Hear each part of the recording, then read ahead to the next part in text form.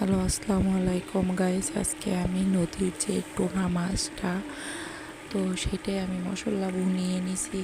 নেওয়ার পর এখন আমি টোনা মাছটা দিয়ে দিচ্ছি একের পর এক। আসলে দেখা যায় কি, নদীর টোনা মাছটা সাধারণত ফিশ ফ্রাই করে খাওয়া হয়। তো রান্না করে খেয়ে কে কে দেখছেন, আমি তো আজকে ট্রাই করলাম। আপনারাও এরকম নেক্সট টাইম ট্রাই করবেন যে টোনা ফিশটা মশলা কষিয়ে রান্না করলে গরুর মাংস ফেল আমি মনে করি। তো মানে মাছটায় একে তো নদীর মাছ, তো আঁশযুক্ত, গরুর মাংসে যেরকম আঁশ থাকে ওরকমই না, হুবহু আঁশযুক্ত। তো এখন মাছটা দেওয়া হয়ে গেছে, আর মাছ ভুনা ভুনা করবো, সাথে ডিম, তৈল, মাছের কলিজা দিয়ে দিচ্ছি। আর মমস কুকিং সাবস্ক্রাইব করতে ভুলবেন না। আল্লাহ হাফেজ।